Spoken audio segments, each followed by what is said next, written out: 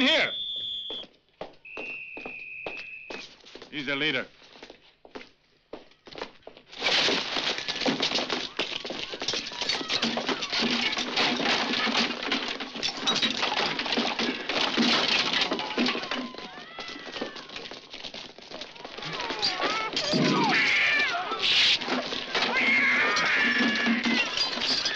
Get this junk out of here. Stop him! All of you! Outside.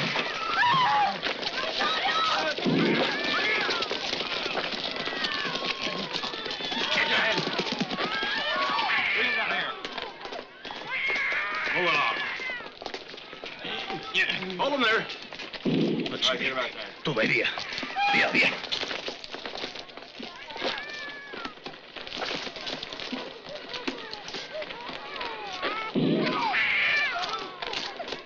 Get back, you!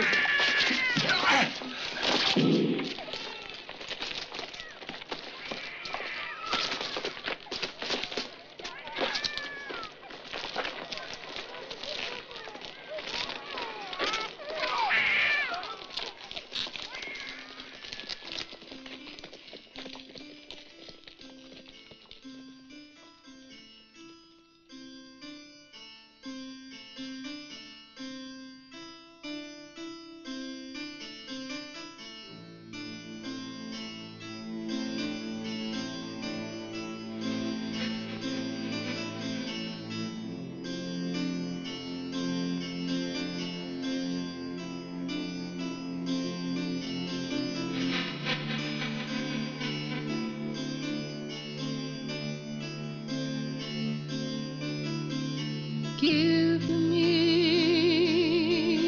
you're tired and you're poor. Your huddled masses yearning to breathe free. The wretched refuse of your teeming shore.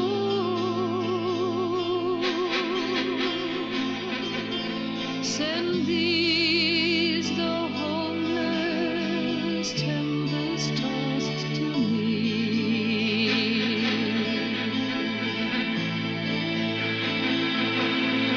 Blessed are the persecuted,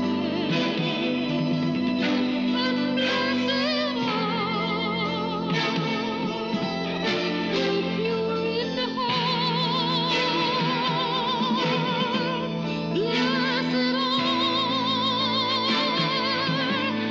the merciful, and blessed are the ones who mourn.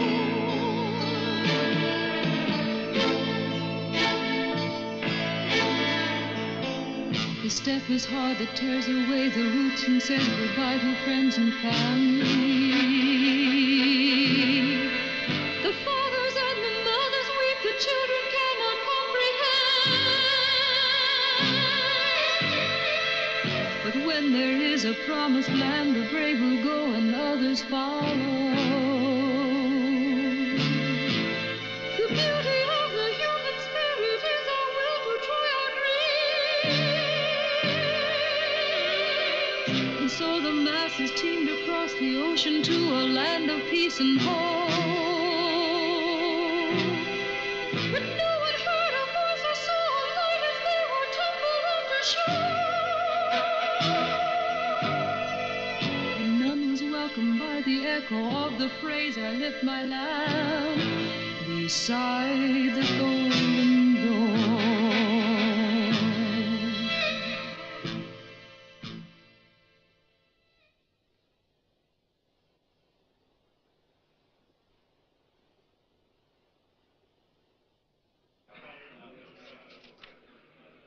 I don't understand. Now, if you could doubt it was the radicals who planted that bomb. Their signatures on it. As Attorney General, you should know that bombs can be planted. Handbills can also be planted. After all, Mr. Palmer, you're still alive. Sorry to disappoint you. Aren't your deportations against the law? 25,000 deported. And you think the anarchist bombs directed against Morgan, Rockefeller, and myself are legal? Isn't the real object of your attack to terrorize the labor unions? They're the real enemies of the Morgans and the Rockefellers. You've been poisoned by red propaganda. The Department of Justice has been accused of introducing hundreds of spies and agents into the unions, an outright special police corps. Again, you've been poisoned by red propaganda. Gentlemen, please, gentlemen. The Bishop of New York has stated, and I quote, "The country is in the grip of panic, hysteria. This is the most shameful page in America's history." Has the Catholic Church, too, been poisoned by red propaganda? The bishop should stick to saving souls. I have my country to save. In Boston, the Secretary of State has declared, if I had a free hand, I'd deport them every morning and shoot them. Do you agree? I don't shoot them.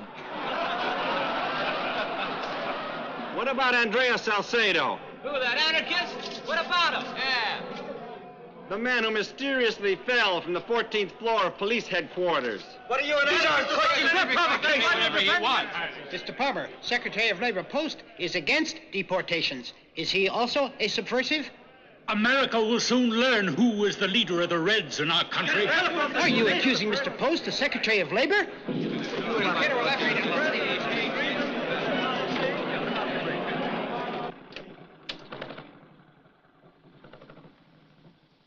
Who is it? I am Boda. I came to pick up my car. Just a moment. What's the matter? It's that Italian, Mr. Boda. He's not alone.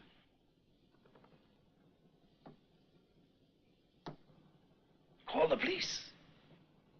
Say there's some foreigners here. Yeah. I understand.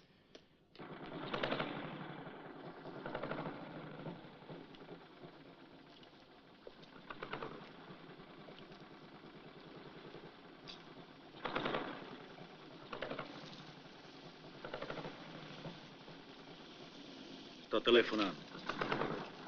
Stanno telefonando. Noi ce ne andiamo. I'll be right there as soon as I'm dressed. Don't worry. I will send somebody tomorrow.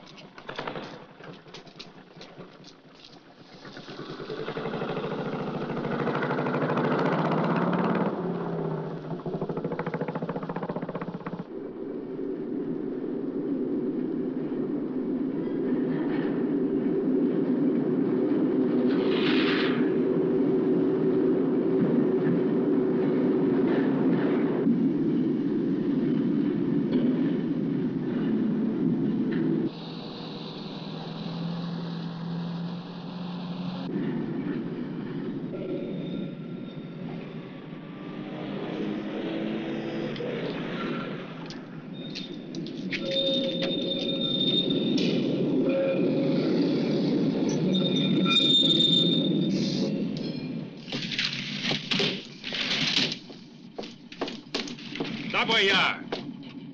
You're under arrest. You two, get up.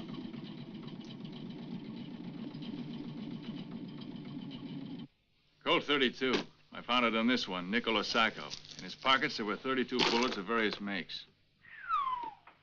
A Harrington and Richardson 38 caliber. Fully loaded, no extra cartridges. It belongs to the other one, Bartolomeo Vanzetti.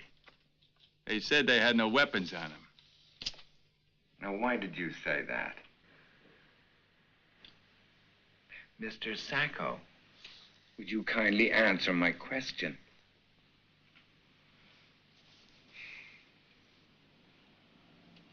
We have not a gun permit. I speak no good English. Ah, Italians. American citizens?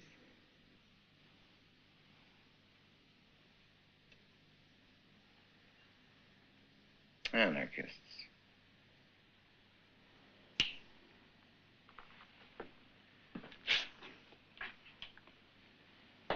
Sit down, Mr. Sacco. You have nothing to worry about. You understand me? Something. You have nothing to worry about, Mr. Sacco. Everything is going to be nice and clear. You follow me? Yes, nice and clear. Why do you go around with a gun, Mr. Sacco? With all this ammunition? Bad times now, sir. But don't you think, Mr. Sacco, that in times like these, a gentleman should not go around at night armed without a permit to have a weapon? What were you doing in Bridgewater, Mr. Sacco? I accompany Vanzetti. I look for a friend. What friend? Poppy. Poppy who? Poppy. I don't know other name. And where were you looking for this Mr. Poppy? At drugstore we always meet. And if you were looking for this Mr. Poppy, who was always at the drugstore, why were you carrying a gun? And why were you with another man who also had a gun on him?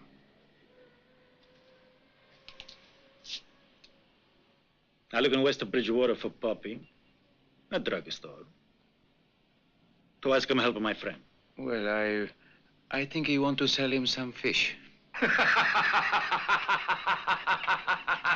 Oh, that's a good one, Senor Sacco. I think he wants to sell him some fish. What kind of fish, Senor Sacco? Swordfish, hammer and sickle fish, torpedo fish? Bartolome, fish he sell.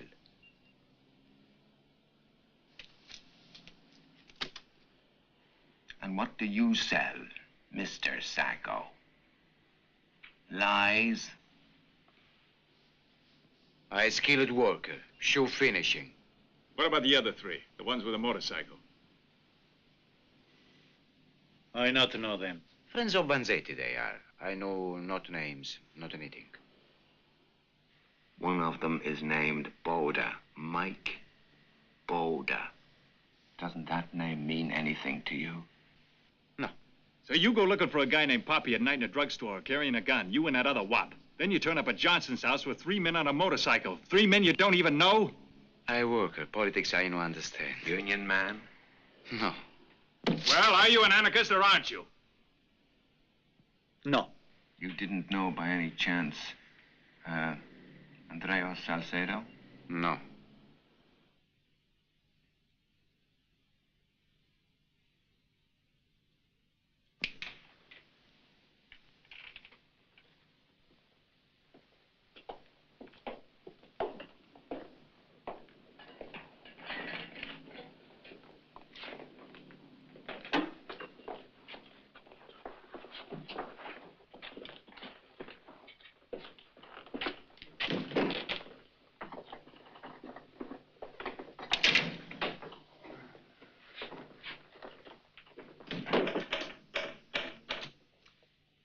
Today, Wednesday, May 5th, 1920, after interrogation of 2 suspects, contradictory answers, Nicola Sacco, employed at shoe factory.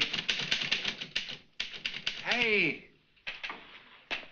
What about that business with the shoe factory at South Braintree? The bullets. Weren't they fired by a Colt 32?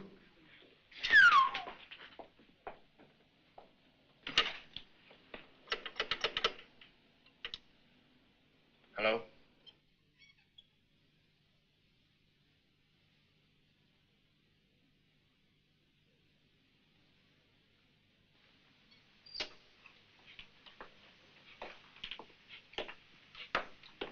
Nicola.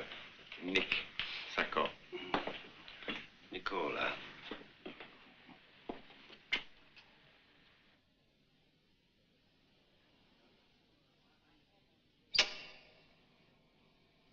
Stand still. It's confirmed. On April 15th, Nicola Sacco wasn't at his job. What about the other thing? No luck, sir. The department has no information that the anarchist movement has received any big amounts these past few days. Get on with it. Hat. Put your hats on.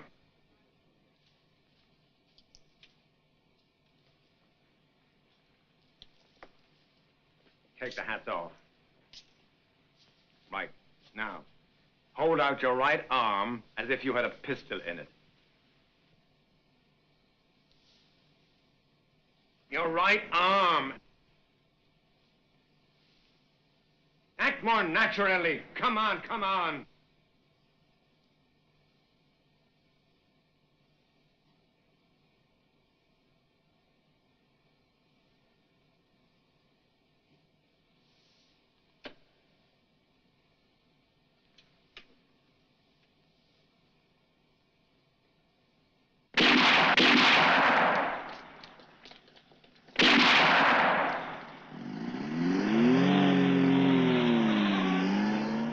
Aim towards the ceiling. Ma che stanno a fare? Shut up. Stay you are.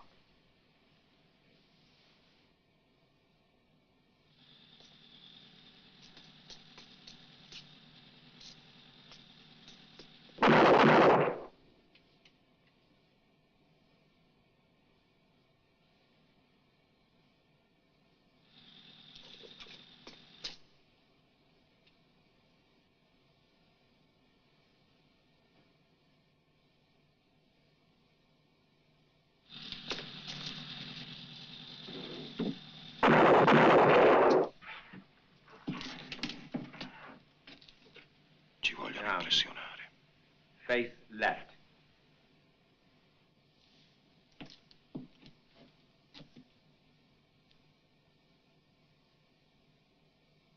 You're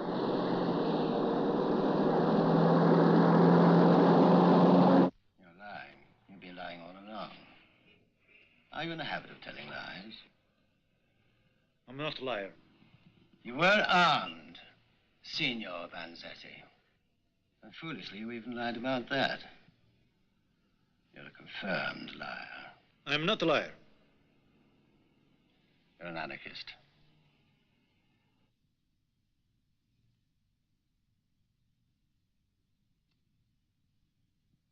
Do you want me to repeat the question?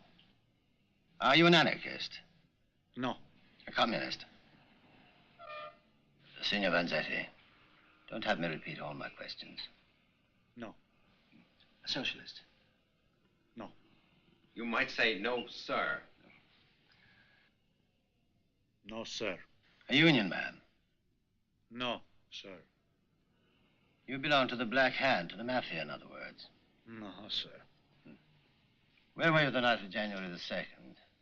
You don't remember. You're lying, Signor Vanzetti. You're a confirmed liar. Do you recognize yourself?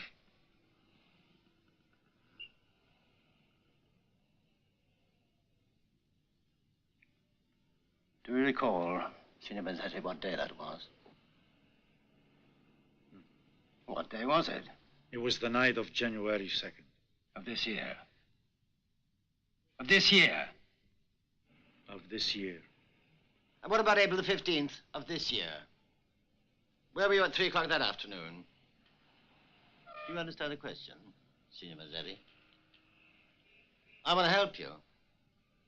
Today is Thursday, May the 6th. 3 Thursdays ago was the 15th of April. It's easy, isn't it? Now, where were you 3 weeks ago, Thursday, April the 15th of this year, at 3 o'clock in the afternoon? I was selling my fish. Why you laugh? I sell a fish. Where? Well, I always stay in Plymouth. Not January the 2nd, you weren't in Plymouth. And you weren't in Plymouth the other night, either. What if I were to show you another photograph, Signor Vanzetti? Taken at 3 p.m., April the 15th, this year, 1920. Which shows that you were at South Braintree. South Brain? The district attorney's officers at the counties of Norfolk and Plymouth, which I represent, hereby charge you, Bartolomeo Vanzetti, of double homicide and robbery with Nicola Sacco and other as yet unknown accomplices. Crimes took place on the 15th of April at 3 o'clock in the afternoon on Pearl Street, South Braintree, outside the Slater and Morrill shoe factory where you committed the robbery, in the course of which the factory paymaster, Frederick Parmenter, and the guard, Alexander Berardelli, were murdered. But you... I think you must make a jest this time. Take him away. What are you going to do with me? Take him away! Take him away! Sei un vigliacco! Vigliacco! Vigliacco! Vigliacco! Vigliacco! Fatelo a me! Apri il vigliacco, fatelo a me! Nicola! Nicola!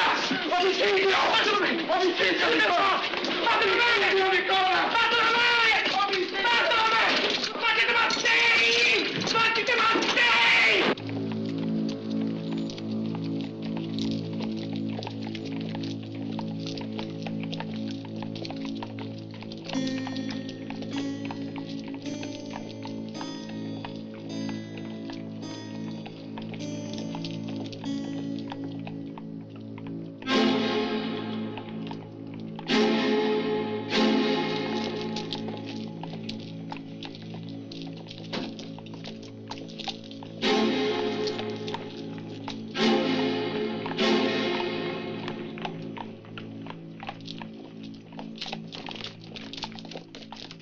You don't forget the promise you give us.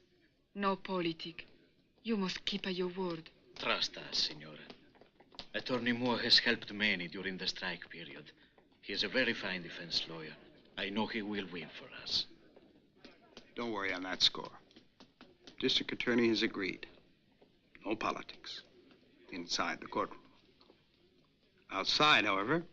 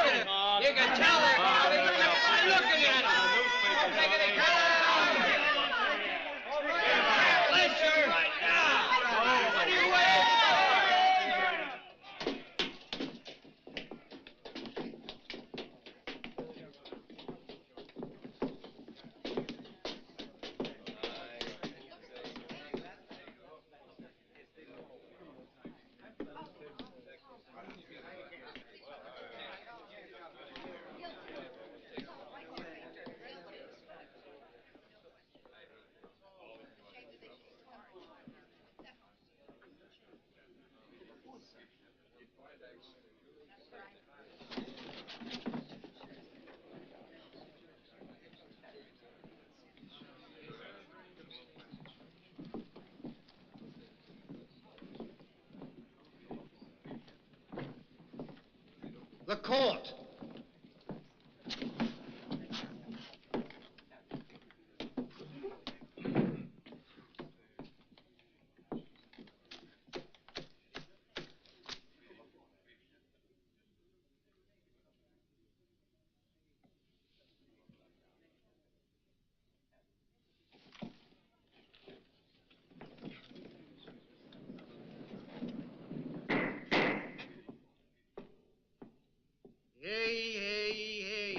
Commonwealth of Massachusetts versus Nicola Sacco and Bartolomeo Vanzetti. Said defendants were apprehended on the evening of May 5th, 1920 in Brockton and charged with double homicide and with armed robbery committed in Pearl Street in South Braintree on April 15th, 1920 at 3 p.m. Now, this is where the shooting began. Mr. Bostock, you were one of the closest to the scene. How far away were you when you saw Parmenter and Berardelli fall to the ground? About 5 or 6 yards, I'd say. Then you actually saw the bandits were doing the shooting? Yes. Do you recognize the two defendants? Or at least one of them? As one of the bandits involved in the shooting? I can't honestly say. When you heard the shots, Mr. Pelzer, you looked out of the second floor window of the factory. What did you see? Well, sir, the guard Paradeli was right below me. He was twisting on the ground, and a man was shooting at him. And how far away was that man, Mr. Pelzer? 5 or 6 yards. Is that man in this room? Yes. Point him out to the court. That one. You know his name? The one without the mustache. Tell us his name. Sacco. What does that mean? Don't worry. It'll be all right. Blonde, pale. Thin, blonde, kind of sickly looking. Dark skin with dark mustache. Very dark, I said. I haven't the slightest doubt. That's the man there, Bartolomeo Vanzetti.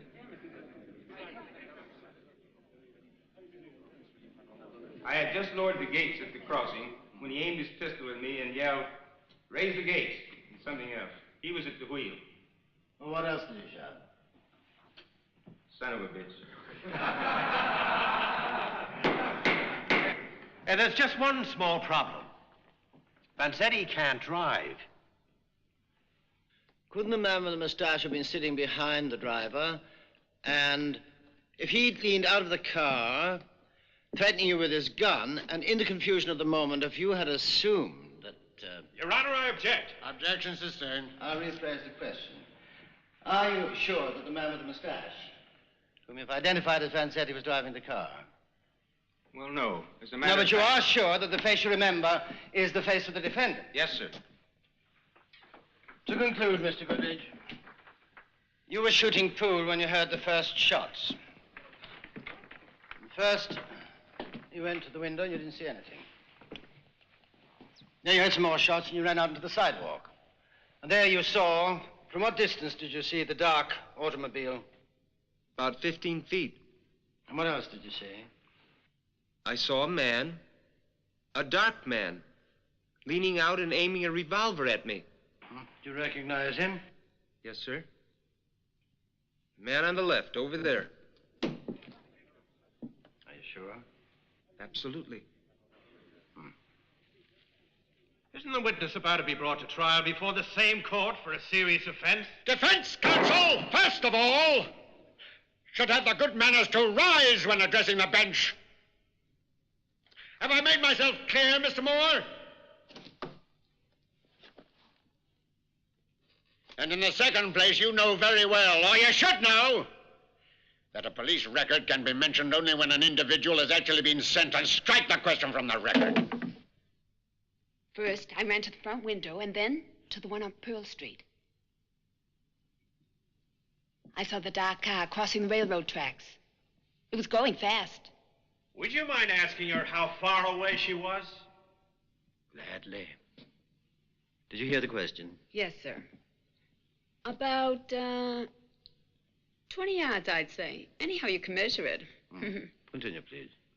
The robber. That one over there. I object. Objection sustained. The witness will please keep to the order of events. Can I talk now? Well, then. Now, his face. I would call it a face with sharp features. A little thin, just a little. A high forehead. And his hair was combed back. It was about 2 or 3 inches long, I'd say, and dark. Ma, incredibile. Lei ricorda tutto. I especially noticed his left hand. The right hand was holding the pistol, of course, but his left hand was on the back of the seat in front of him. Oh, I remember it so well because it was a well-shaped hand. Golly, it looked strong. I mean... Did you notice a dimple on his chin, too? Mr. Moore. Well, how long did this extraordinary vision last? Object, Your Honor. Defense counsel can examine the witness in due course. Your objection is entirely justified. Nevertheless, Mr. District Attorney, I would like you to put the question to the witness. Answer the question. Well, why, I don't rightly know. Quite a few seconds. And now, Miss Plain, will you kindly tell us who was the bandit whom you described in such detail? But I already told you. Nicola Sacco, beyond a shadow of a doubt.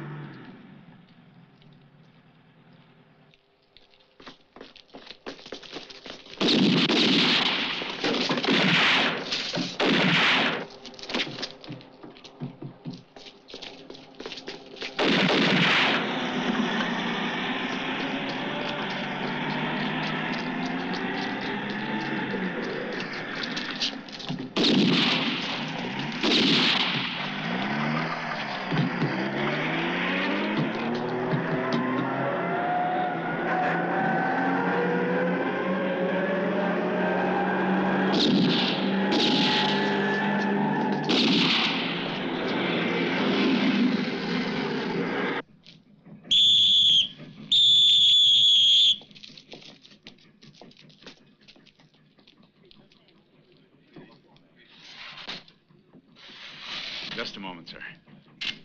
Thank you. The Buick was found in some woods, not very far from here. At the second floor window was Mary's Plain. And Goodrich down there. Pelser and the other witnesses were at the windows of this factory. Levangia, the crossing guard. Now, these shots are aimed at Bostock, the man who tried to come to the assistance of the paymaster. That's all, gentlemen. Miss Plain, are you aware the prosecution is basing its case largely on your testimony? Objection, Your Honor. Objection sustained. You said you were about 20 yards away from the bandit's car. Yes, sir. And how fast would you say the car was traveling? I object, Your Honor.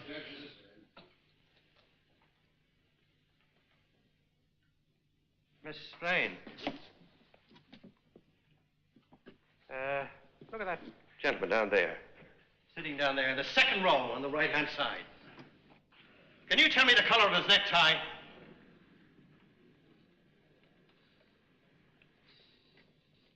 No, sir.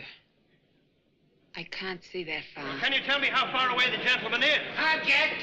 I tell you, less than 15 yards. Now, Miss Plain, are you trying to make us believe? Miss Plain, why don't you tell the court the truth? There's nothing shameful in wearing spectacles. It's true. When I work, I always wear glasses. That's the truth. Why, how silly of me to forget. You have no doubt in your mind that Sacco was the man that did the shooting. Is that correct? No, I don't. No doubts about it? No, I said no.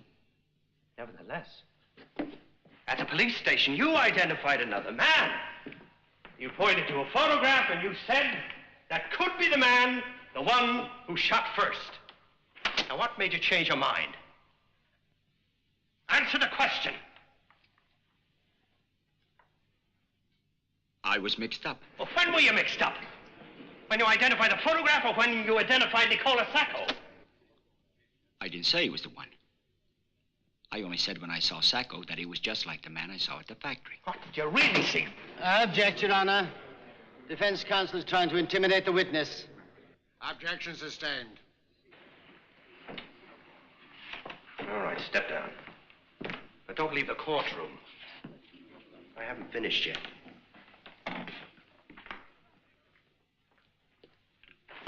You were working beside Pelzer. Yes, sir. Would you tell us what you know, please? As soon as the shooting started, Pelzer jumped under the bench, so did I. We were next to each other. He went to the window right, but that was a little later. Then he said, I couldn't see the men, but I got their license number. Thank you, Mr. McCollum. Mr. Wade, you work at the gasoline pump, which is here. And you were going home and passed within 8 yards of the bandit's car, which was here. Now, you said it's a terribly serious thing, but that man resembles Nicola Sacco. Now, are you willing to swear to that? I have a doubt now.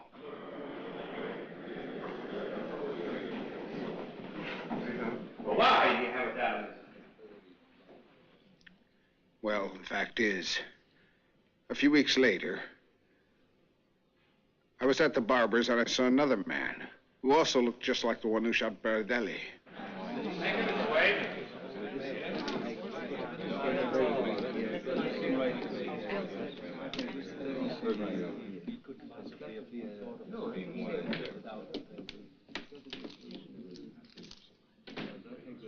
You are the only witness that says the driver of the car had a black mustache and that he was Bartolomeo Vanzetti. Everybody else says the driver of the car was blonde and pink. So, you've even been prompted to say that Vanzetti might have been the man sitting behind the driver. Now, that man was leaning out of the window, and you became confused. We're here, right? Yes, sir. And that is not true. You testified you just lowered the gate so you were here, on the right side of the road, and not over here on the left where the driver was. Why, after lowering the gate, couldn't you have crossed the street? Well, thank you, Mr. Castleman. Now, let Mr. Levangie say it. Yes, that's it. What's it? What Mr. Castleman said. That is, you lowered the gates, you crossed the road, and when the bandit's car arrived, you were no longer at the gatehouse, but opposite it. Yes. Yes. Well, unfortunately for Mr. Levangie and the prosecution, there were many witnesses, workers at the jobs in the vicinity, who are ready to testify to the contrary. Was Mr. Levangie next to the gatehouse? Yes. He was, sir.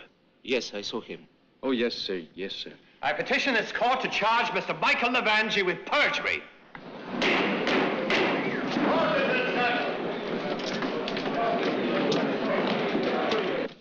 It seems to be going well for you, don't you think, Bart? It would be going well had we done the robbery. But we are radicals, so it goes bad. Just look at them. This trial might not go well for you. Will you fight? Why, we're working, the whole committee is. But we need money. Yes, we're fighting. But we're pinning our hopes on the defense. Moore. Comrade Moore. He'll content himself with a legal victory, my dear friend. He can't fight all of them.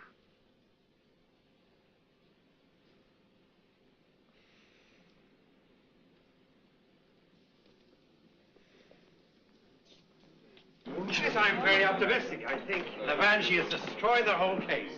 The jury is going to listen to us from now on. It's going to listen to the truth, and it's going to... Now, Rico, now... Bravo, Mr. Moore.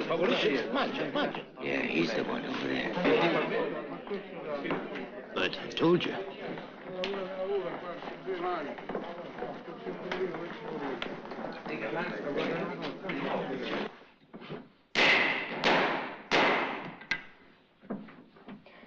This court, while rejecting the petition to indict the witness Michael Levangie, feels obliged to censure the terrorist methods which the defense has been employing in examining the witnesses.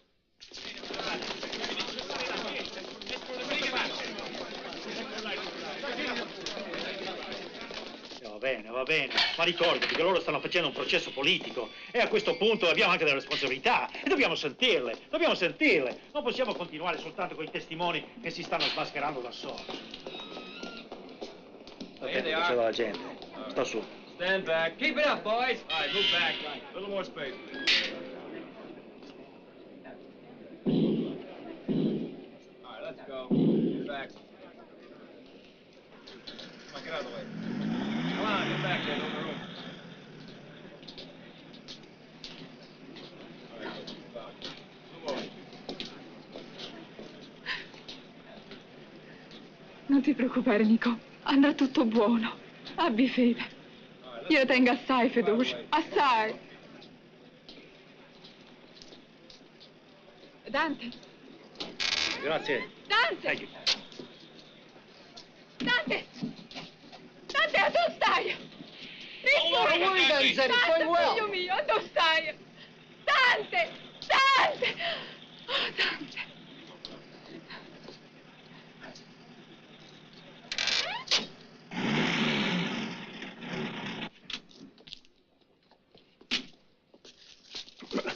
What are you doing? Let go of me! Shut up, you!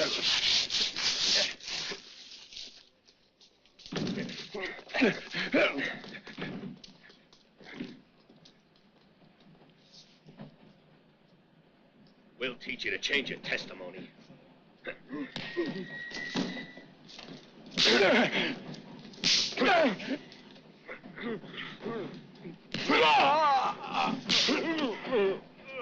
All right, come on.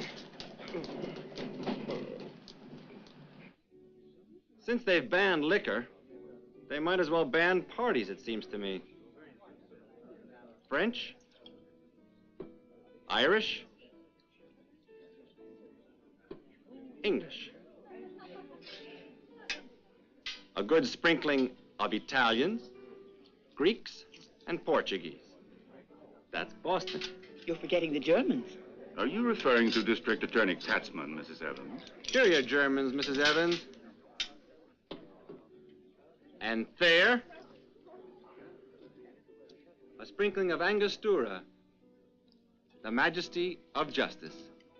Your concept of justice is somewhat bitter, Mr. Rennie. Do you believe these two men are innocent, Mr. Thompson? I don't know. I do know a trial is being held. And until a short while ago, two radicals like Sacco and Vanzetti would have been deported. But this way they're risking the electric chair. In a fair trial. And in my opinion, after the Palmer raids and roundups, democratic America can only rejoice. Is it really you, Mr. Thompson, the most famous lawyer in Boston, who speaks of a fair trial? A new cocktail. All strictly legal, Mr. Katzman. Not a drop of alcohol. I'm going to call it the sidecar. Why? Didn't the whole story begin with a motorcycle, a sidecar? Are you talking of the trial of Sacco and Vanzetti? Yes, a curious trial. It begins with a sidecar and ends so far with a witness being beaten up. Do you remember Wade, the man at the gasoline pump? What are you insinuating, Mr. Rennie? Please. What does this mean? Deportations were too expensive and unpopular. What an exemplary trial, on the other hand. The trial of two radicals, Mr. Rennie. Is it a crime to be a radical in our country? Radicals and immigrants. Nation of immigrants. When did you arrive in this country, Mr. Katzman? I'm convinced that Sacco and Vanzetti robbed and killed. And I'm proving it. If the outcome has some political significance.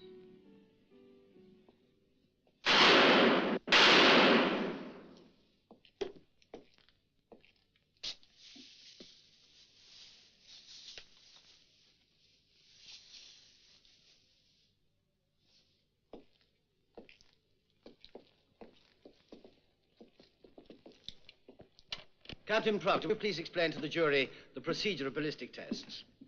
In a general way, at least. This is the .32 caliber Colt belonging to Mr. Sacco, and this revolver is Mr. Vanzetti's Harrington and Richardson 38. Bullets vary, of course, as to caliber. But a bullet may also be identified as a left twist or a right twist, which means whether the grooves are rifling inside the barrel turn in one direction or the other.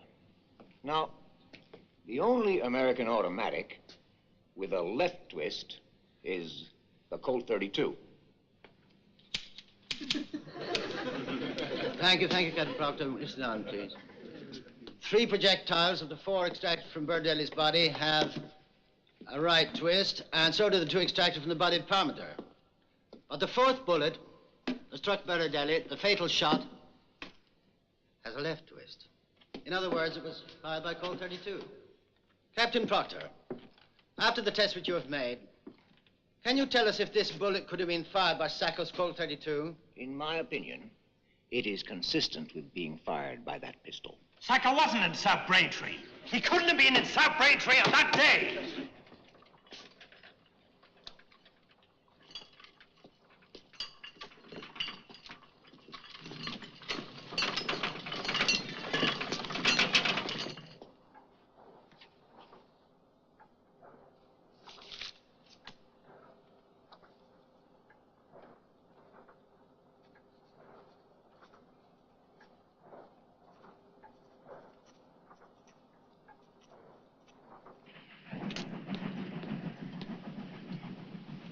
My dear son, I know that the death of your mother has saddened you. She wanted to see you before dying. But do not forget to come back, because you do not know what it is to miss a son for so many years. We await your arrival soon and long to embrace you.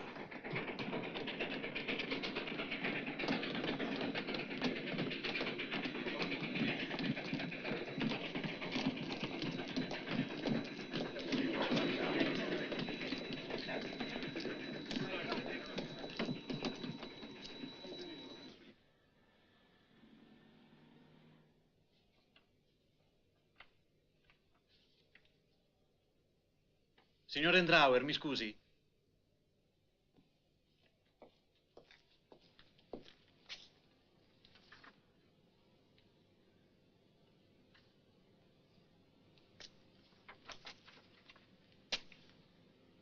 Non ne ha altre? Io queste tengo. I've never seen anyone show up with such big photographs, of course. It must have been 2 o'clock, or 2:15. April the 15th. I remember because I looked at the calendar hanging on the wall in the secretary's office. 2 o'clock, or 2:15. Because I also recall that day we closed the consulate half an hour later. With all the people that pass through a consulate's offices, Mr. Drawer, you said between 150 and 200 a day, if I'm not mistaken. Mm-hmm. You must have a remarkable memory, Mr. Drawer. Can you tell us how the defendant was dressed that day? Oh, well, I don't remember that. The odd thing was Can you tell us some other odd thing that happened on the 17th, 19th, 21st? But Nicola was there. April, 24th, 29th, whatever date you like. See here, Choose Mr. any Catman. date. Choose any date. May the 2nd, May the 3rd, May the 4th, May the 6th. Yes, I do remember something odd that happened on May 1st. But the year before, the consulate suddenly filled with immigrants seeking protection from Mr. Palmer's raids.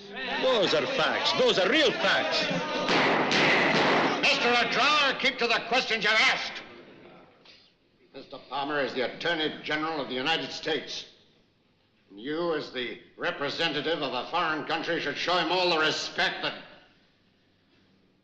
Answer the question. So recall no other odd thing that happened in the Italian consulate, save the one involving Sacco. Yes, if you choose to put it that way, Mr. Katzman. Mr. Kelly, examine this cap carefully. Look at the inside. You notice anything? The lining's ripped. And didn't you tell us that Sacco was in the habit of hanging his cap from a nail? Yes, but that don't mean it. Is this or is it not Sacco's cap? Well, it seems kind of small. If it were the same size, we'd recognize the Sacco's cap. I object! Now then, Mr. Sacco, would you kindly try it on? No.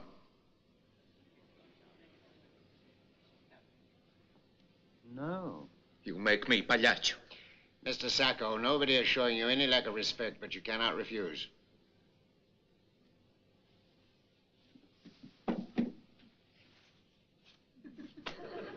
No. Put it on properly.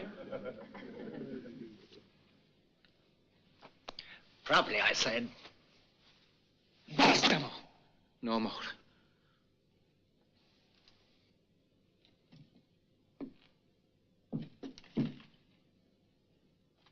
On that 15 April, I am at Plymouth, as I am every morning.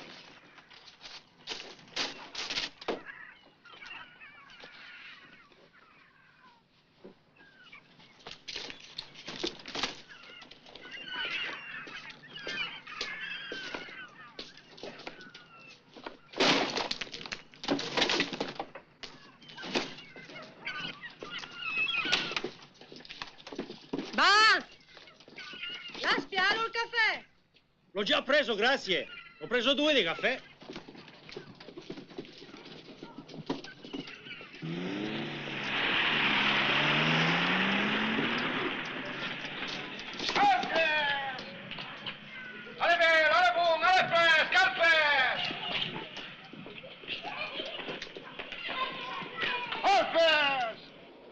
L'apparenza non c'è male, ma è fresco? Guarda. Va bene. Bene.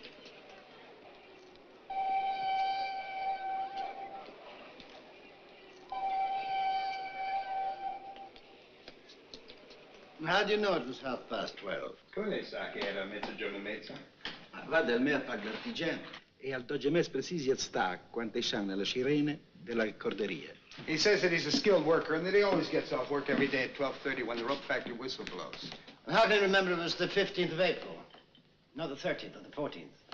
Come fa che ricordarsi che era il 15 aprile? Non può essere il 13 e il 14? Io non so come fa lui, ma io il pesce la compro fresco il giovedì. Non lo tengo in casa una settimana. Couldn't have been some other Thursday, April the 8th, 22nd? Non poteva essere un altro giovedì, l'8 o 22 aprile? Ah, no? No, perché il giorno dopo mi sono fatto l'appendicite. Grazie, signora, ma non è il caso. Ma l'ho avuto una volta sola. He said that he had his appendix removed the next day and, And what? he had only one appendix.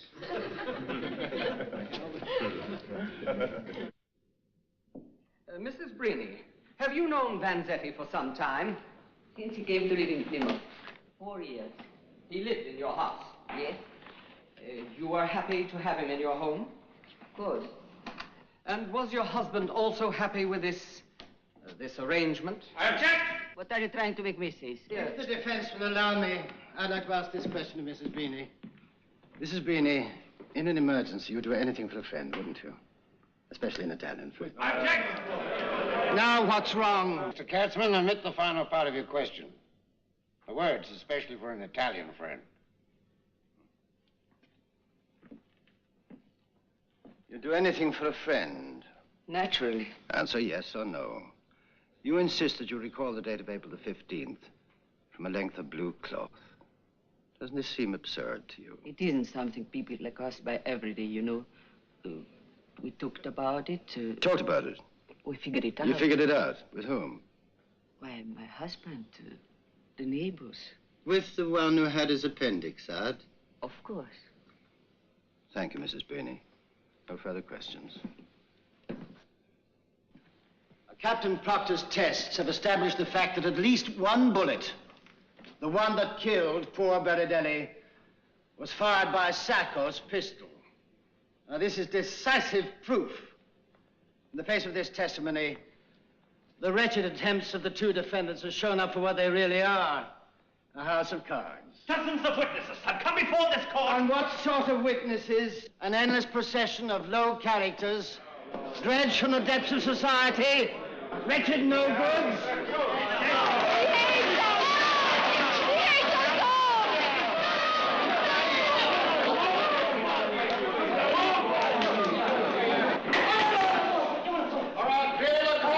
Prosecution has demonstrated the presence of the two defendants in a bloody robbery of April the 15th at South Braintree.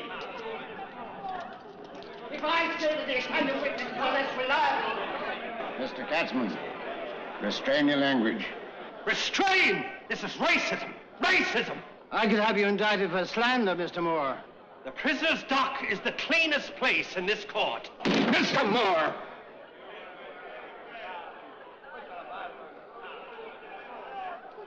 We have to face the truth. These Italians, Greeks, Poles, Puerto Ricans, Chileans, it's sad to think of their supreme efforts to put down roots in a superior society, trying to adjust to our way of life, to our way of thinking. This is racism.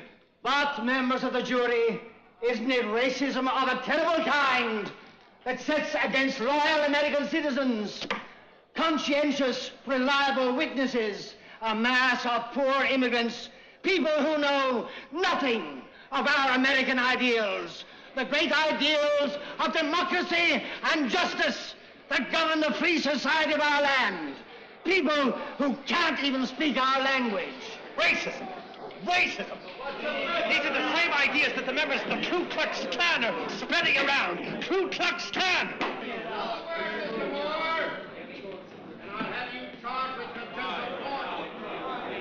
It is people like these that represent the greatest danger to our free institutions. We must show them understanding, of course, but not to the point of endangering us. But the lawyer from California, the ineffable Mr. Moore, has mentioned the Ku Klux Klan. Is he aware of the fact? Does he know that among Italians in the Santa Italy organization there are actually bloodletting ceremonies where the master's blood is mingled with the novices? They're barbarians! Barbarians! Thank you, Mr. Thompson, for coming here to the Defense Committee.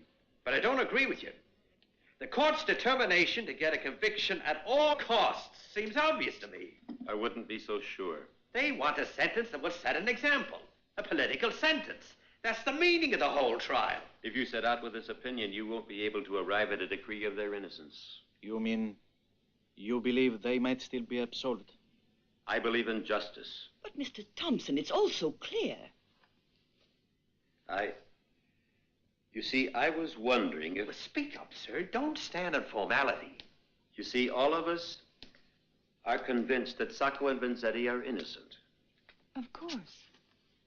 Then where are the real guilty parties? Go on hunt for them.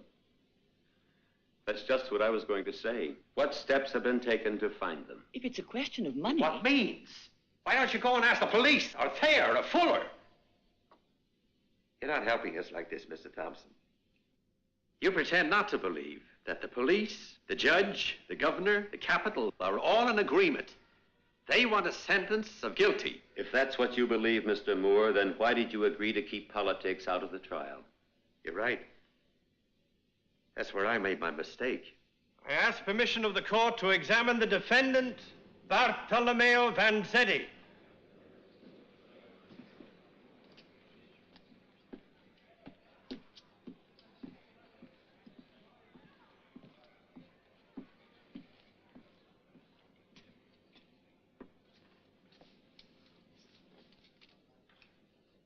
When did you arrive in the United States, Mr. Vanzetti?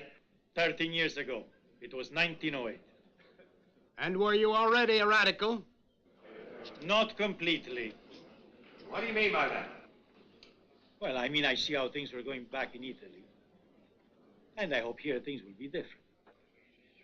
So you became a radical here? Well, let us say I finished become radical here.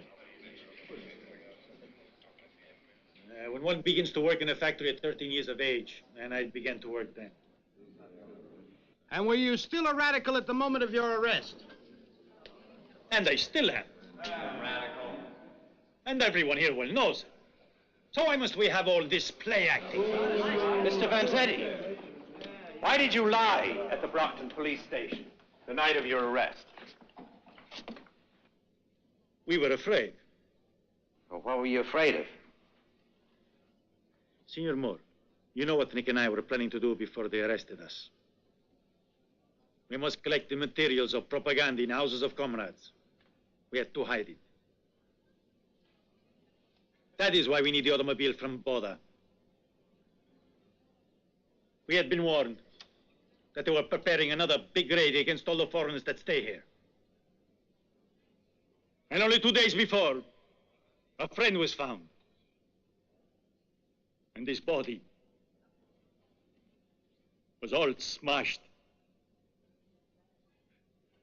Comrades. Mr. Vanzetti. I want to say here his name, Andrea Salcedo! Andrea Salcedo, a dearest comrade, who was found smashed after falling 14 floors from police office in New York.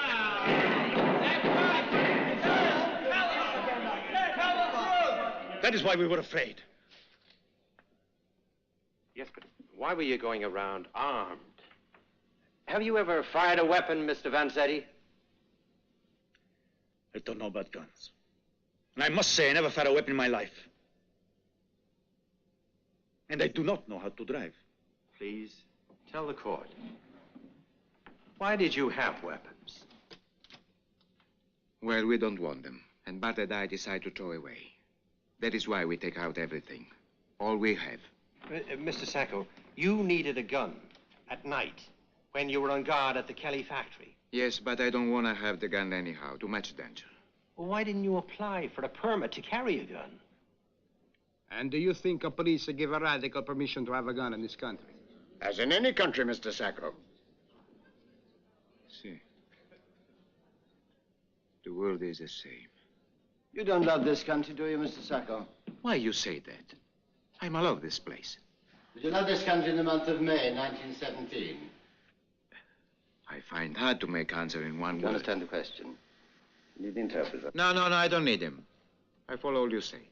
Then answer yes or no. Yes. You love this country. But when she was about to call upon you to become a soldier, you ran away to Mexico? Please let me say. Answer yes or no. Did you go to Mexico to evade serving as a soldier of this country that you love? I no run away. Did you or did you not go to Mexico in 1917? Yes, I go there. At last. It's hard working an answer out of you, Mr. Sacco. Why did you go? Because I am a radical. What do you mean by that? It signifies that socialism would create a world without any frontiers. We also object to war, as you say. And you don't love the government of the United States? No, I do not love the government of the United States. And that's why you throw bombs at officials, governors, the state? I never throw any bomb, and I don't fire a pistol either. You don't throw bombs. You don't believe in bomb throwing. I only want socialism. And what kind of socialism do you believe in, Mr. Vanzetti? Would you care to explain to us? It is a promise of freedom. No more a society divided into classes. It is respect for other people. For me, it is brotherhood, goodness, liberty. That is what I believe and want. Ah! Here's the prosecution's arguments. Workers struggling against the boss and policemen. Just because I want to reduce bestial working hours. 60, 70, 80 hours a day. To have human wages. Now you reveal the real meaning of this trial. Strike the workers, strike the unions, under the pretext of a dishonest campaign against foreign immigrants. I order you to be silent. You should never have allowed the prosecution to distribute materials. That is enough. I severely reprimand the defense and the prosecution. Collect those photographs.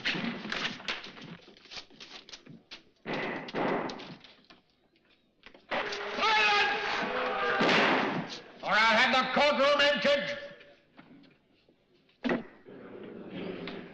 So you distribute radical leaflets, but you don't know anything about bombs. Nothing but love for your neighbor, but you still go around carrying a pistol. You love this country, but when it comes to serving her, you run away to Mexico. Now, why didn't you stay in Mexico? That free country. Because I could not make the living. I was not able to find my trade. What do you think? I make sacrifice to learn better than go in Mexico to make any kind of work. So your love for the United States is commensurate with your trade, with the amount of money you get out of this country per week. Mr. Sacco, that's the extent of your love for this country, isn't it? Measured in dollars and cents. I object. I allow this on the grounds that the defense opened this line. Continue, Mr. District Attorney. You want me talk? That's what I'm asking you to do. You speak of dollars as cents, Senor Prosecutor. And I bet you would speak millions of dollars if you mean a big boss industry or la finanza. A man give university a lot of money and all cry out, great man was he. But why you talk dollars and cents now? For I work just to feed my family, or maybe you forget that. 13 years I work hard. And I don't have a satisfaction to put aside one red cent. Not one I save. When in court I hear passaporto, passaporto, but I go to Italian consulate and ask them please furnish me fogli di via because I go back in Italia, but I don't even have the boat fare price. After I work like dog in America, I have to go back in Italy like I come here, the same way, without money. Sit down.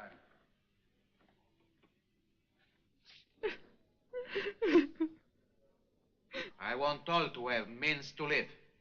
I want our sons to have the good education, good beginning. Black, white, any colors. All who do honest work. And I don't want this big shot capitalists who are good only to keep money in the bank. When they get idea to have a war, make these poor boys go and die. We don't want this. War, we don't want. It's not good. And what right does a man have to murder another? I work with German workers. And me they treat as friend. And why must I kill them? It is not Morgan and Rockefeller who are big men in America, Senor Prosecutor. You have those better, you know. Some ones you keep in jail are. Eugenio Debs. He is one of your best men. But not for you. You lock in jail because socialist. These are great. For these are the ones who want to improve America. And because of this man, I love this place. I'm sorry I say. I don't want to speak. Thanks to the benevolence and tolerance of this court, you've been able to hear from the lips of the defendants themselves their feelings towards our institutions. Now, bear in mind what you have heard and what you saw a little while ago, the documents. And this is only a small part of the activities of the Reds and radicals against our country. At this point, I would ask you to recall clearly what has been brought out in the course of this trial on the subject of the South Braintree robbery. You can only bring in one verdict. I've finished. I've nothing more to say. Thank you.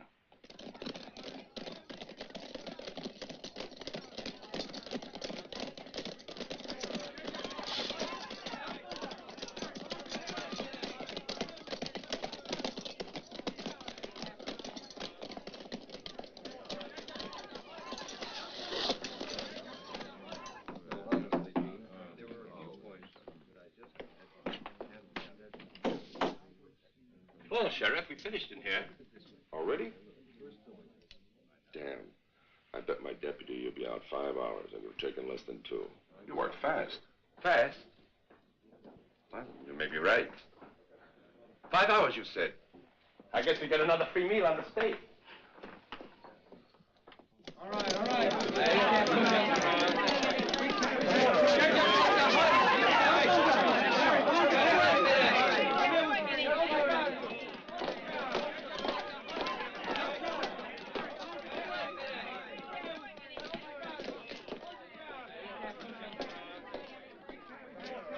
Listen, boys. We just heard of a bunch of those damn Reds. They're coming in armed from New York. They want to bust in and free him. So watch out. Press. Your press card. Very good. Go ahead. You're all right. Go ahead. What have you got in the purse? They're shaking down everybody today. All right. Go ahead. They must expect trouble. We'll see what happens.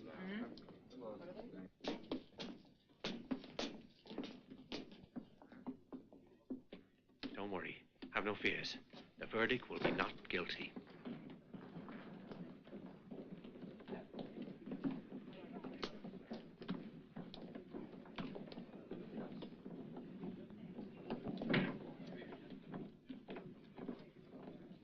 The court.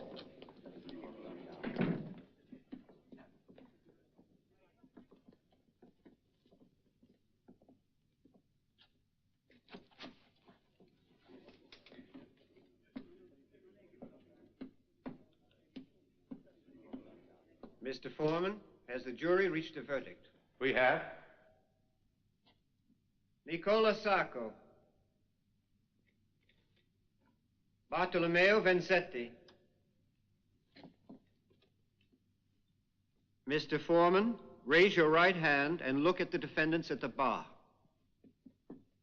Defendants, look at the foreman of the jury. Mr. Foreman, do you find the defendants guilty or not guilty? Guilty. Guilty of murder? Of murder. In the first degree? In the first degree. Do you solemnly swear that Nicola Sacco and Bartolomeo Vanzetti are both guilty of murder in the first degree as charged? Yes. Do you so declare, Mr. Foreman? I do so declare. Do you all so declare, members of the jury? Yes. Yes. Yes. Yes. Yes. I do. Yes, sir. Yes. Yes, I so declare. Nicola! Oh, vada a uccidere! Oh, vada a uccidere! Stand. We presented facts. We presented the case. It wasn't that we lied like Vanzetti. Sacco, wait. Sacco, the sentence is absurd. It's infamous. We petition. We'll appeal. Radassi! This sentence is not my fault. It's the fault of you and your politics. I finish with your comedy. I don't want to be political martyr for you. I want to live. To live! I do wish to live, but in a better world.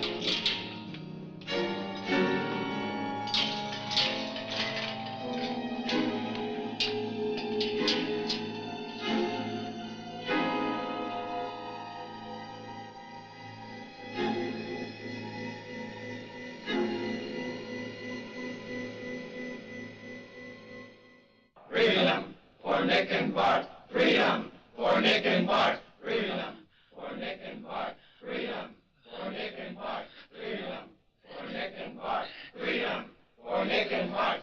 Freedom for Nick and Bart. Freedom for Nick and Bart. Freedom for Nick and Bart. Freedom for Nick and Bart. Freedom for Nick and Bart. Freedom for Nick and Bart. Freedom. No! For Nick and Bart. Freedom for Nick and Bart. Freedom for Nick and Bart. Freedom for Nick and Bart. Freedom for Nick and Bart. Freedom for Nick and Bart. Freedom for Nick and Bart. Freedom for Nick and Bart. Freedom for Nick and Bart. Freedom for Nick and Bart. Freedom for Nick and Bart. Freedom for Nick and Bart. Nick e Bart. For Nick and Bart. Si chiamano Nick e Bart. Freedom for Nick and Bart. Siamo due disgraziati. Freedom for Nick and Bart. Freedom. Ci hanno fregato. Freedom for Nick and Bart. Freedom for Nick and Bart. Freedom for Nick and Bart. Freedom for Nick and Bart. Freedom for Nick and Bart. Freedom for Nick and Bart. Freedom for Nick and Bart.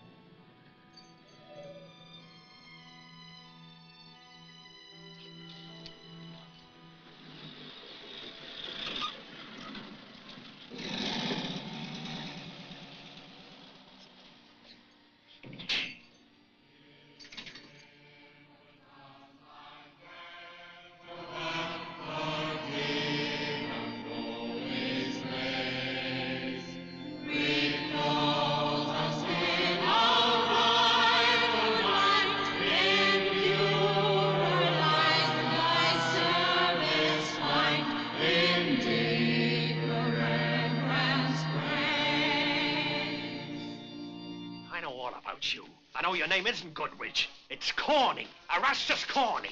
I know you're a bigamist. You're being charged with arson and passing bad checks. Isn't that so? Well, your tongue was loose enough when Katzman was questioning you. What's come over you now? You gave false testimony, didn't you? What did you get in exchange? Come on, answer me. They promised to wipe your slate clean. Am I right or not? I couldn't go on anymore.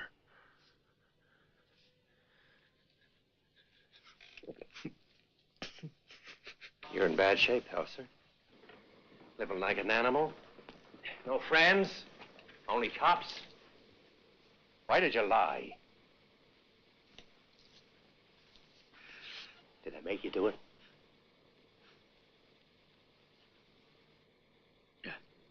We have read the retractions that Mr. Moore has managed to wring from some of the prosecution witnesses, Mr. Pelser and Mr. Goodrich.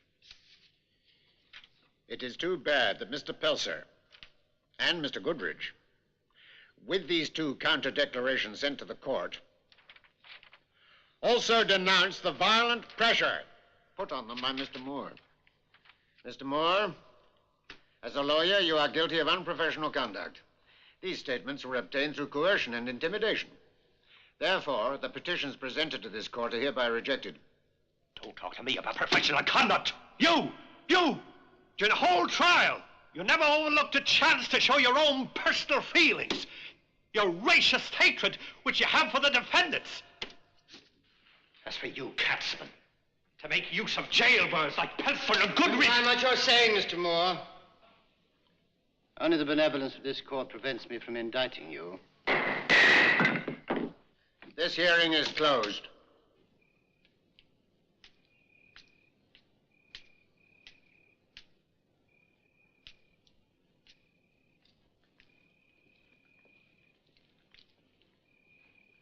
Signor Felicani told me that you go away. I'm sorry. I want to thank you for all you did, though you must forgive us for all the bad moments, because you're molto bravo, and honest always. For this we say grazie. Thompson will handle it better than I have. He has style. If I were to begin again, I'd do the same as before.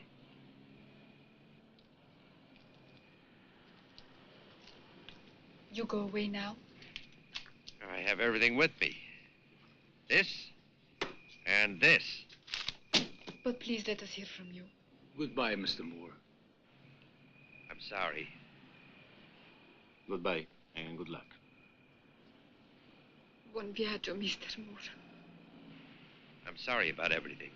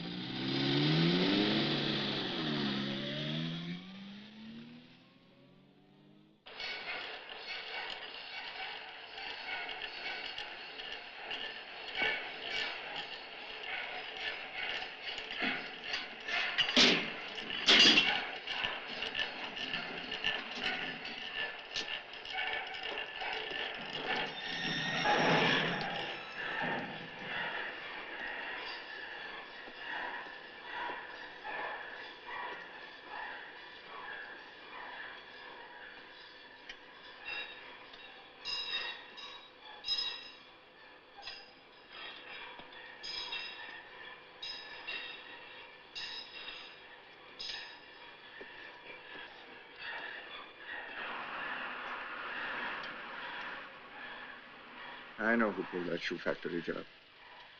And it weren't you. What is your name? Celestino Medeiros. It's the truth. Well, there was 5 of us and we used a Buick sedan to pull the robbery. But in some woods we dumped the car. I don't recall too well no more, but I think we got there about 12. And I began drinking. Where did they pick you up? Well, at a speed called the Bluebird Inn. Van Allen's, the guy that owns the joint. It's about 3 miles over the Massachusetts line on the road to Providence.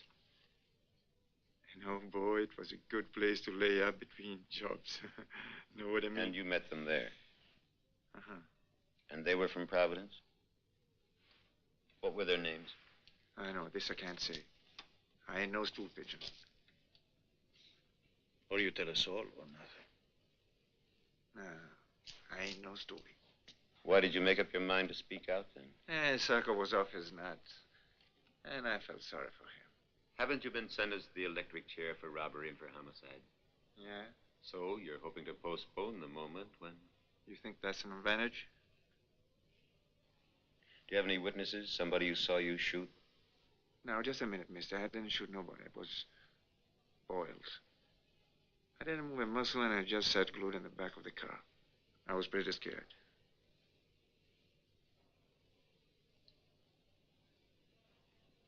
But the other guy screwed me. They ran off with my car and left me in the woods. At the same time, they swapped the cars.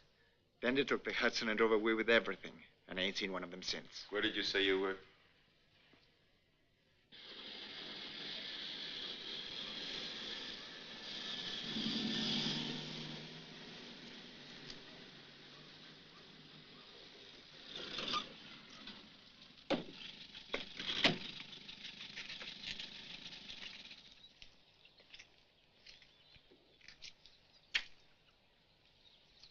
Does Barney live here?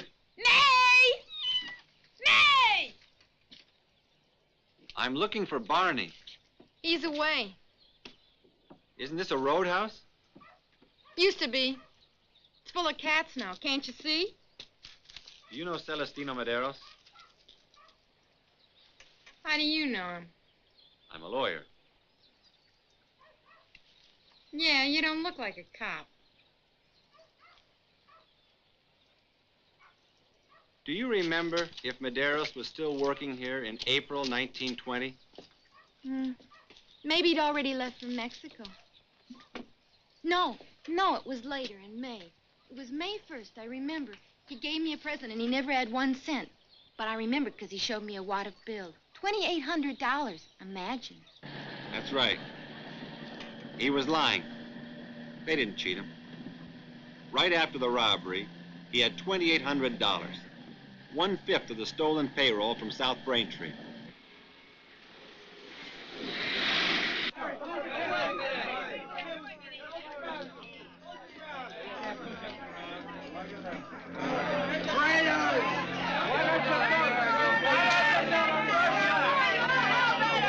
Damn wobblies!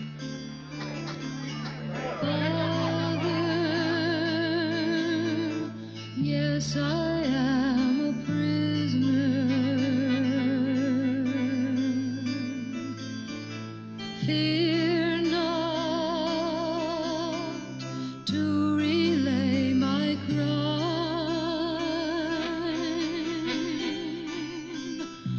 The crime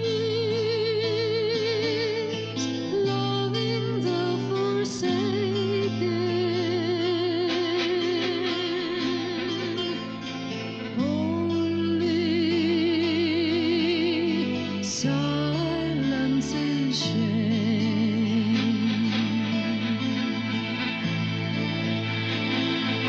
And I'll tell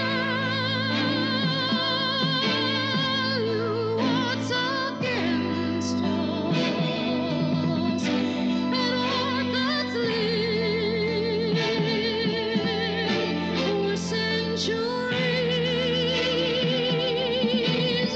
Go through the years and you will find what's black and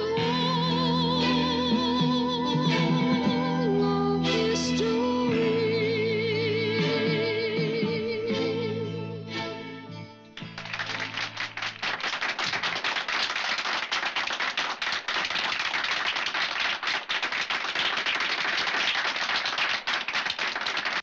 Yes. Here in Providence, there was a gang who were robbing freight trains. They were Americans of Italian origin. They were known as the Morel Gang, or the Morelli Gang. They were arrested on October 18th, 1919. So, on April 15th, 1920, they were in jail. Well, let's see now.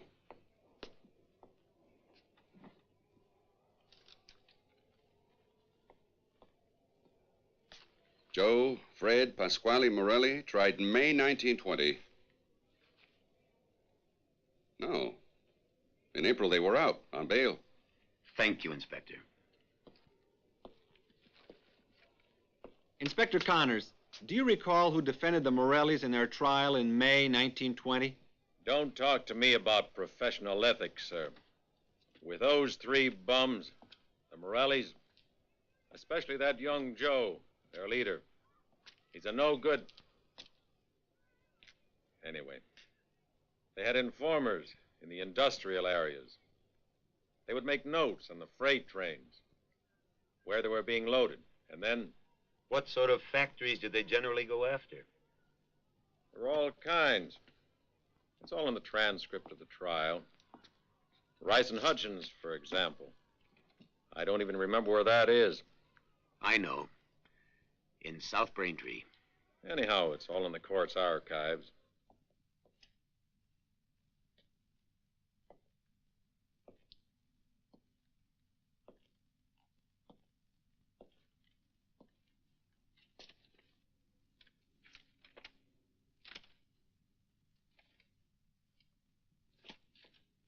Mr. Thompson, their file's gone. Nothing. Not a hint. Not a word that might be suspect. Not even when he was delirious. Just the same thing again and again. We are innocent. There were no messages from outside either, except the letters that you passed on, sir. You want me to go back to his cell again, Warden? No, that's all, thank you.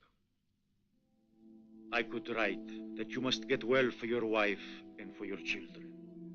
But I tell you that you must get well for our comrades. And when I say comrades, I mean our innocence, the truth, our ideals. I say we must crush the others.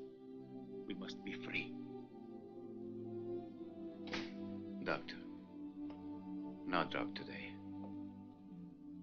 Please do me the favor. I want to try it alone. You're better already. If you started thinking like this.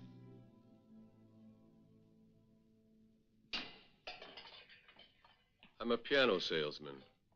What make a piano do you sell, Morelli? Listen, pal, if you come here just to make fun of me, save your breath and scram.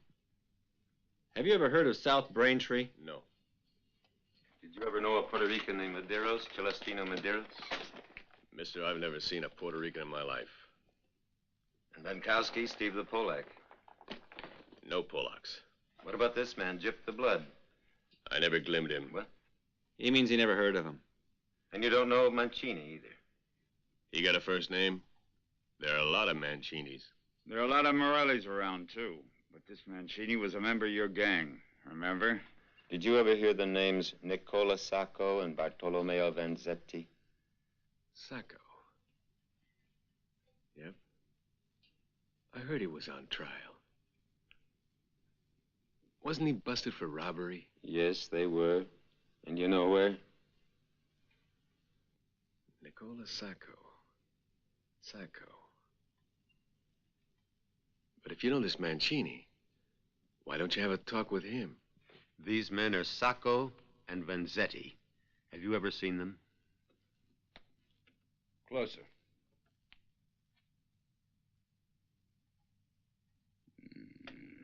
Now, these men are not armed robbery types. Sure, you can't always tell from the face, but they may be radicals, extremists, but bandits. Do you see any resemblance between these two men? No. Your gun was a Colt 32. No. It was a Spanish Star. At the trial, you said that the bullet that killed Berardelli, in my opinion, it is consistent with being fired by that pistol. What does that mean? I was hoping that Moore would ask me that question, though he didn't. What I meant was, of the various American pistols, the Colt 32 could have fired that projectile. Any Colt 32. Not especially Sacco's. I found no proof that the bullet was from Sacco's pistol. You should have said that in court.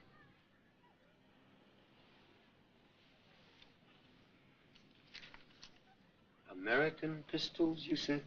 Yes. There's an Austrian gun, the Stare, and the Spanish Star, which can fire that kind of bullet. Spanish Star. Here's the Mancini report on the firearm. A Star automatic, Spanish make.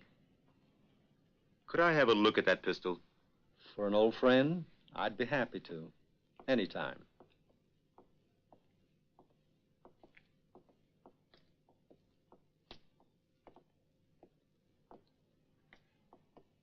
Let's see now. The archive number is 33-410-52.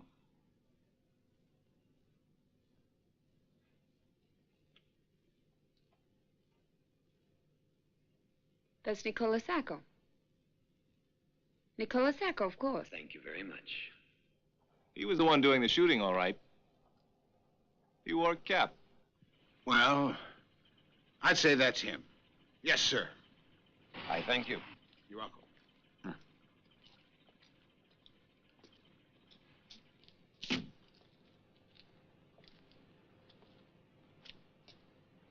Yes, that's one of them. That's the one who was driving. Our task is made the more painful by the death of Captain Proctor. My opinion here is and must be based upon his testimony during the trial. Your Honor, why don't you order a new test? Inasmuch as the other evidence has proved overwhelmingly the guilt of Niccolo Sacco, I consider a new test superfluous. As to the request for a new trial, based on the so-called testimony of the Puerto Rican, Celestino Medeiros, now under sentence of death, it is our duty to conclude that such testimony is baseless, untrustworthy, and false. To annul the trial's verdict on the basis of elements like this would be to mock truth and justice. It is you who is mocking truth and justice. You daren't mention the disappearance of the Morelli file from the court's archives. You daren't say a word about the mystery of Mancini's gun, which vanished in the archives of New York. What are you insinuating, sir? I insinuate nothing. I state facts. No, you're making accusations. You're accusing me, the prosecution of this state, former Attorney General Palmer, and the present Attorney General of the United States. You're accusing all of us of having conspired to send Sacco and Vanzetti to the electric chair. That's exactly what I think. Therefore, in the exercise of the rights and duties which belong to this court, this latest motion for a new trial is rejected. We may now hope there will be no further obstacles to the carrying out of sentence. I must thank you, Mr. Webster Thayer. You have helped me to lose the last illusions I had concerning justice and the magistrature of this Commonwealth. I will never set foot in a courtroom again. I intend to leave a profession which forces me to come into contact with persons like you, for whom one can feel only the most profound contempt.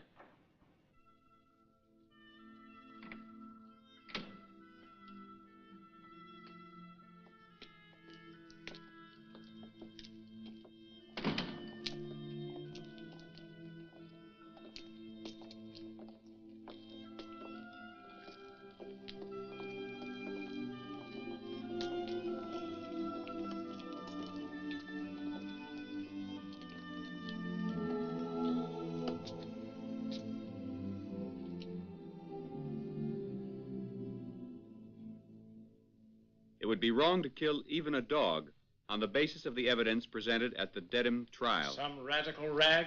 No, sir. It's a Springfield Republican. Oh. Just tell me the most important things. What's that? A petition to you to intervene, sir. It's signed by 474,842 people. I've made a list of the other petitions.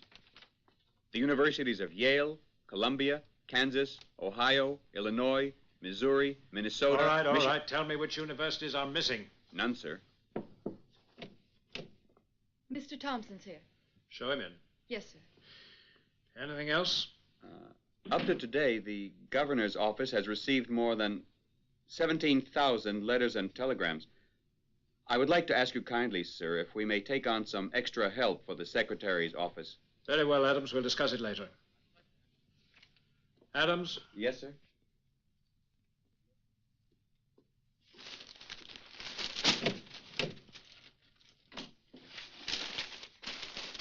Excuse me.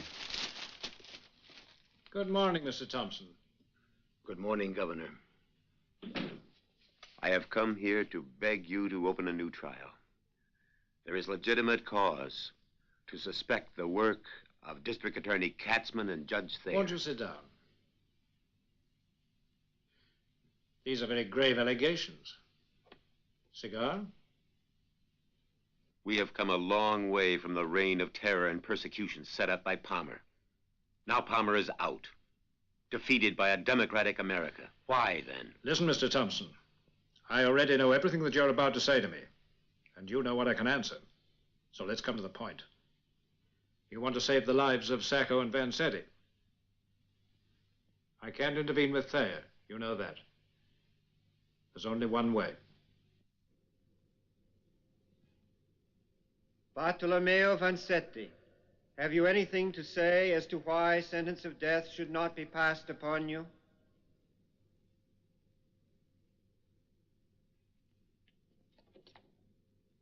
Yes.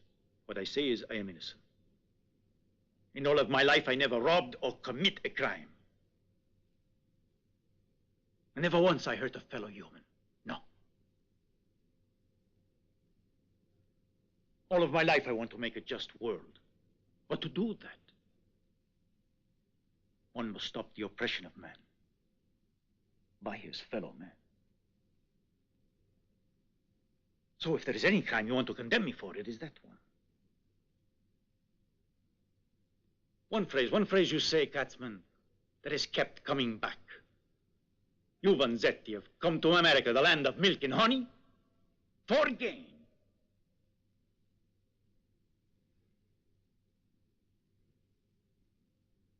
Those words make me laugh. I have never wanted to get rich here. It is not for this that I am suffering and being punished by you.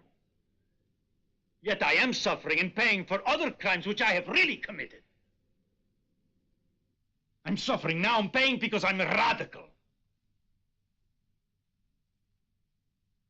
And radical I am. And for being Italian.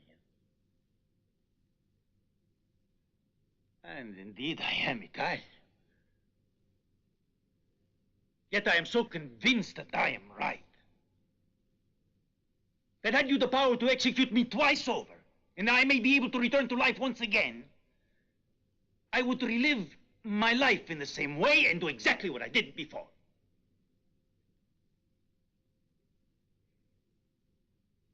Nicola Sacco.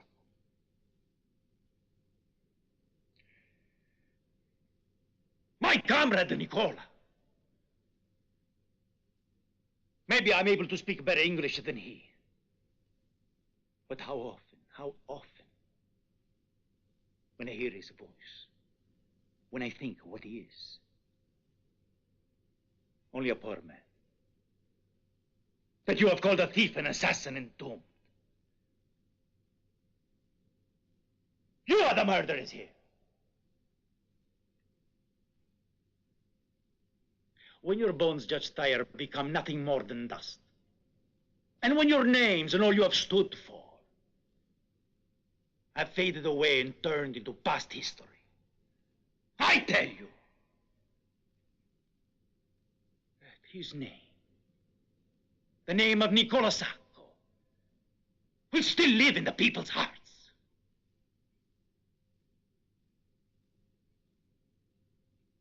We must be grateful. Without them, we would die just two worn-out workers. One good shoemaker, a fresh fish vendor. How much in all of our lives might we have hoped to gain for a new world, for the cause of tolerance, and for the justice, and for the better understanding among men. You here have given a real meaning to our lives. I have finished. Thank you. Nicola Sacco, have you anything to say as to why sentence of death should not be passed upon you?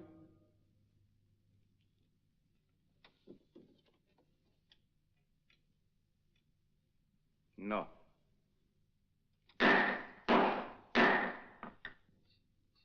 On this day, April 9th, in the year of our Lord, 1927, it is considered and ordered by the court that you, Nicola Sacco, and you, Bartolomeo Vanzetti, suffer the punishment of death by the passage of a current of electricity through your bodies.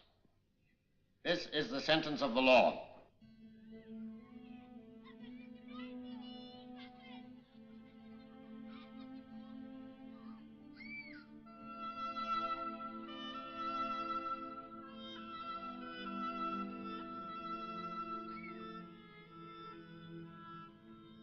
Why don't you want to look? La bello, Nick, la belle. Now go on.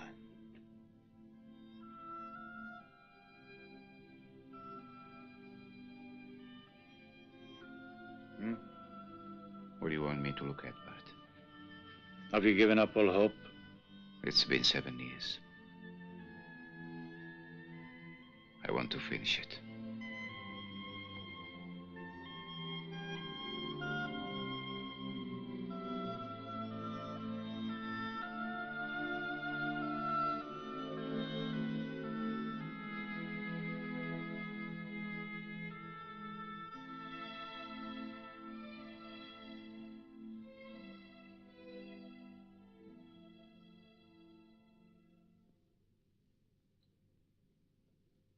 Last night we had a long talk, you know.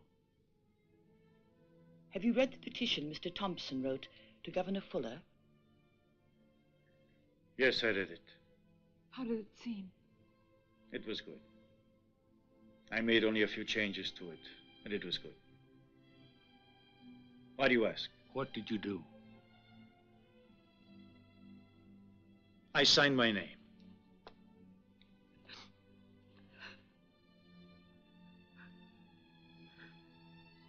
Virginia. Have you lost faith? Why didn't Nicola sign the petition? But you know the kind of man he is. He's waiting to die. And he won't act. I had a hope. One of my comrades in the Committee of Defense Could change his mind. Virginia. Oh, Virginia.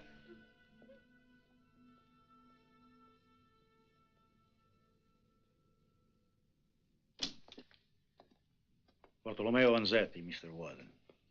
Please take a seat, Mr. Vanzetti. I've been wanting to meet you for some time. I'm Governor Fuller. Bartolomeo Vanzetti.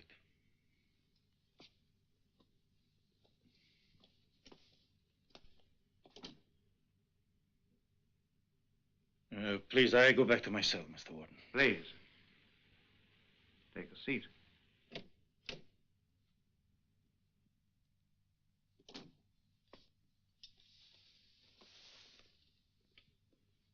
So you are the famous Bartolomeo Vanzetti.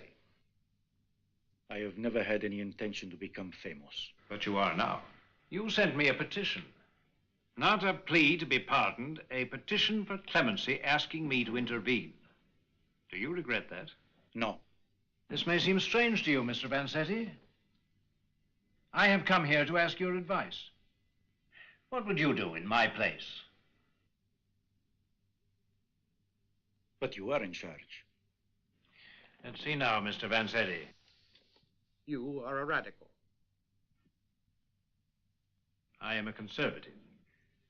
In fact, I am the governor of one of the most conservative of the United States.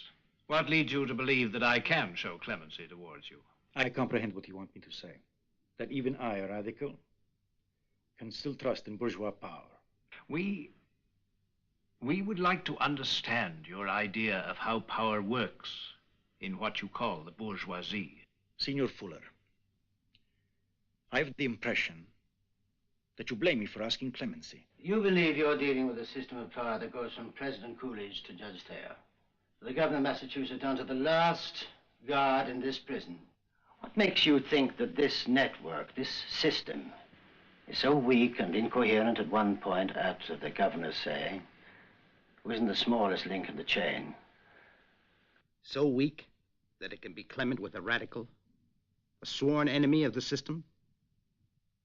Then you are saying that we have been condemned for being radicals and not for robbery and assassination. Let's assume that you aren't a socialist, radical, or anything of the kind. Were accused of murder and robbery. Do you think there would be such an outcry then from all over the world? Surely not, Mr. Vanzetti. You're not petitioning the authorities as an ordinary, innocent citizen. But as a radical. With a movement created around you. Do you think an act of clemency would change that movement's opinions of power? Or would it merely be considered weakness? What I had wished to speak of is justice, Senor Fuller. But isn't justice part of the power system? Would you, in this situation as a man in power, grant a pardon? I only ask you for an act of justice. But you both come here to explain to me again that your system is based on force and violence. You, Vanzetti, a radical. Speak to us of violence. Why, after 7 years, must I hear all that? You said it at my trial, and I say that your society, which we are forced to live in, and which we want to do away with, was always constructed on violence. To have to beg for one's bread is violence. The misery and famine which millions all over the world live in, isn't that violence? War is violence, and money. Even the fear of death we have. Each one of us is violence. It is for this I speak of violence. And you, Signor Fuller, why don't you tell me plain and simple? Bartolomeo Vanzetti, your petition for clemency is denied. I must remind you, Governor, that you have to be at the State House in 15 minutes to greet Charles Lindbergh. I'm coming. I still haven't reached a decision. I wanted to talk to you first, before making up my mind.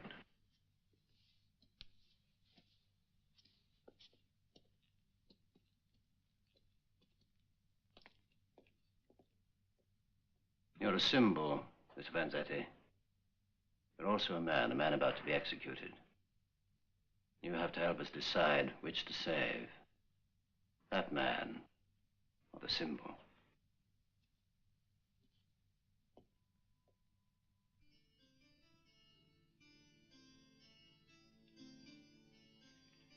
Nicola.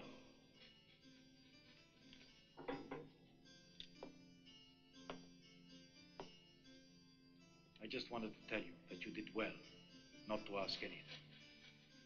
They're nothing but killers.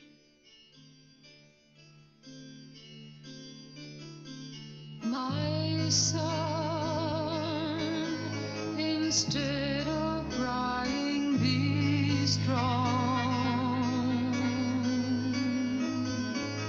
Be brave and comfort your mother. Don't cry, for the tears are wasted. Let not also the years be wasted.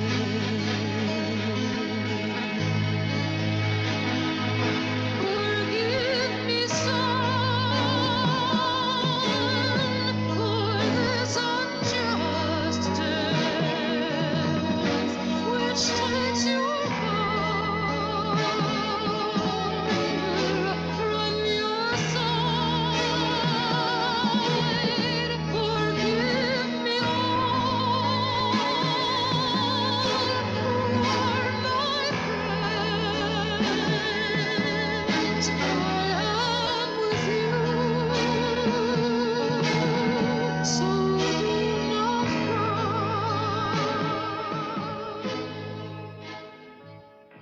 My dear son, I have dreamed of you day and night. I did not know any longer if this was life I was living or death. I wanted to return to embrace you and your mom again.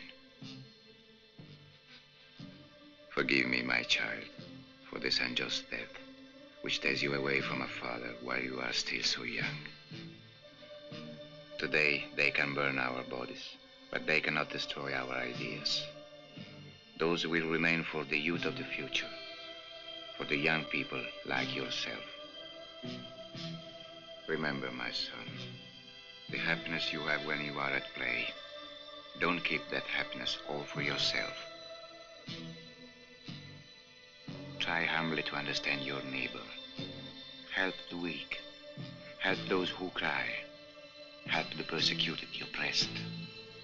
They are your best friends.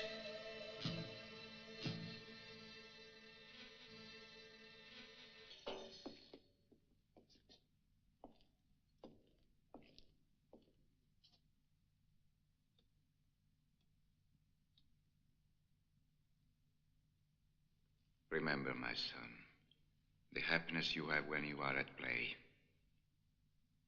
Don't keep that happiness all for yourself.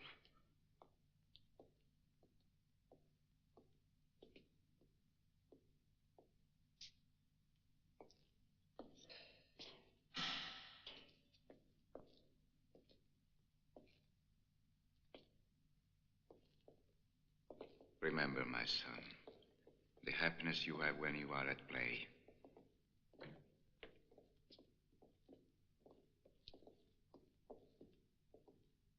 They can burn our bodies, but they cannot destroy our ideas. For the young people like yourself.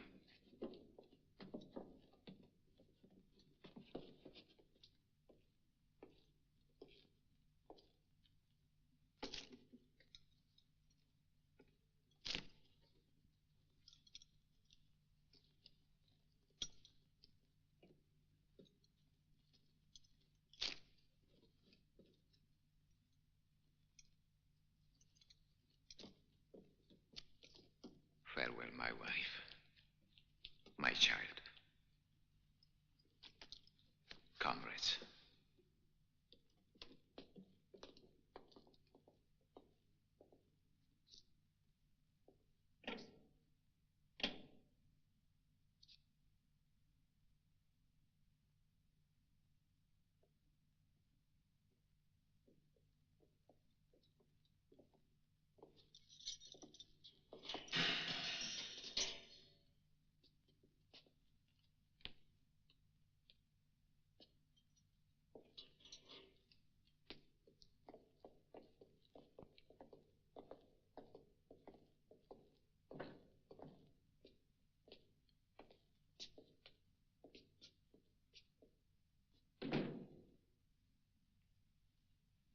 I am innocent.